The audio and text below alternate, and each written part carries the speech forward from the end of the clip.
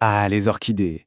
On en reçoit, on admire leur beauté incroyable et, soyons honnêtes, on les regarde souvent avec une petite goutte de sueur sur le front. Elles ont cette réputation d'être magnifiques mais quasi impossibles à garder en vie. Eh bien aujourd'hui, on va complètement déconstruire ce mythe. On va transformer ce mystère en une parfaite maîtrise. C'est la question que tout le monde se pose. Est-ce que c'est une plante comme les autres ou un vrai défi réservé aux mains vertes expertes? En fait, le but ici, c'est de montrer qu'avec les bonnes clés de compréhension, n'importe qui peut faire s'épanouir ses fleurs absolument dingues. Pour commencer, un chiffre qui donne le vertige. Plus de 25 000. C'est le nombre d'espèces d'orchidées qu'on connaît dans le monde. Et ça, c'est sans compter la tonne d'hybrides créés par les humains. C'est tout simplement l'une des plus grandes, si ce n'est la plus grande famille de plantes à fleurs sur notre planète. Alors forcément, avec une famille aussi gigantesque, pas étonnant qu'il y ait un certain mystère qui les entoure. C'est ce qu'on va explorer. Comment est-ce que leur beauté, qui met tout le monde d'accord, a pu s'accompagner d'une réputation aussi intimidante? Mais cette réputation, ce n'est vraiment pas une fatalité. En réalité, la clé pour comprendre les orchidées, elle ne se trouve pas dans un manuel de jardinage hyper complexe, non. Elle se trouve dans leur histoire. Pour percer le secret, il faut remonter à leur origine sauvage. C'est là que se cache le pourquoi de tous leurs besoins. Figurez-vous que les orchidées sont de vraies globe-trotteuses. On en trouve quasiment partout. Mais, et c'est le point crucial, leur plus grande diversité se trouve dans les régions tropicales. Et c'est justement de là que viennent la plupart des orchidées qu'on a à la maison. Contrairement à nos orchidées françaises qui poussent bien sagement dans la terre, leurs cousines tropicales, elles, ont développé une stratégie de vie complètement différente. Et voilà, la distinction fondamentale qui change absolument tout. D'un côté, il y a les orchidées terrestres, racines dans le sol, classiques, et de l'autre, les épiphytes qui vivent littéralement accrochés aux arbres. Et comme la majorité de nos orchidées d'intérieur sont épiphytes, le simple fait de comprendre ça, c'est la clé de voûte pour bien s'en occuper. Précisons un peu ce mot qui a l'air savant. Une plante épiphyte, en gros, elle utilise un arbre comme un simple support, un perchoir. Attention, elle ne vole rien du tout, ni sève, ni nutriments. C'est une colocataire, pas une parasite. Elle se nourrit de ce que l'environnement lui apporte, l'humidité de l'air, l'eau de pluie qui coule sur l'écorce. Bon, maintenant qu'on sait pourquoi elles vivent comme ça, voyons un peu comment leur corps s'est adapté. Comprendre leur anatomie, qui est assez unique, c'est un peu comme apprendre à parler leur langue, pour savoir exactement ce dont elles ont besoin. Parlons de ces racines un peu bizarres qui sortent du pot.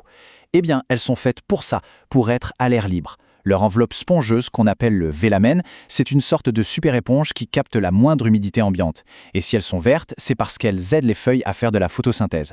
Donc le point absolument crucial, c'est on ne les coupe pas et on n'essaye surtout pas de les forcer à rentrer dans le pot. Et même dans leur façon de grandir, elles nous surprennent. La plupart de celles qu'on trouve partout, les phalaenopsis, elles poussent de manière monopodiale, tout droit vers le haut, sur une seule tige. Mais d'autres, elles, préfèrent s'étaler à l'horizontale, un peu comme si elles rampaient le long d'une branche. C'est juste un autre exemple de leur incroyable capacité d'adaptation. Passons maintenant à un sujet vraiment fascinant, la multiplication. Parce que oui, c'est possible d'avoir des bébés orchidées à la maison. Et c'est un moment assez magique, qui est souvent le signe que la plante se sent vraiment bien chez vous.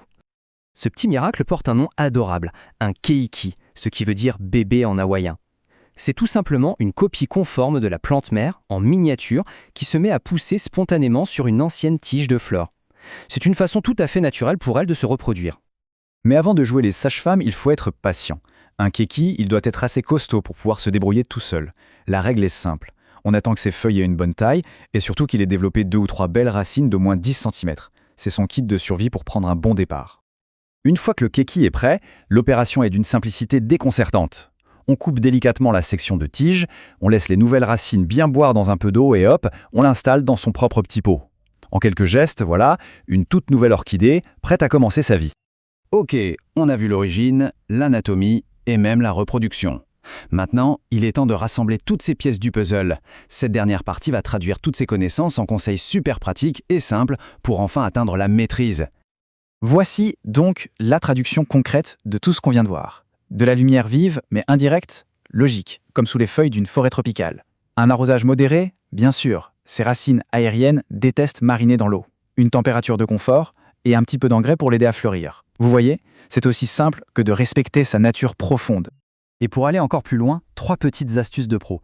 Le rempotage, pas souvent, tous les 2 ou 3 ans, et toujours dans un substrat qui imite l'écorce d'un arbre, pour que les racines puissent bien respirer. Pour la faire refleurir, un petit coup de frais pendant quelques semaines, ça peut faire des miracles. Et enfin, une petite brumisation de temps en temps, ça lui rappellera l'humidité de sa jungle d'origine. On termine avec cette pensée qui, je trouve, résume absolument tout. Le vrai déclic, il est là. Une orchidée, ce n'est pas juste une plante en pot classique, c'est un petit morceau de nature sauvage et tropicale qu'on a chez soi. Et en la traitant comme telle, en respectant ses origines, on ne fait pas que la garder en vie, on la fait vraiment prospérer. Le mystère s'est envolé, place à la maîtrise.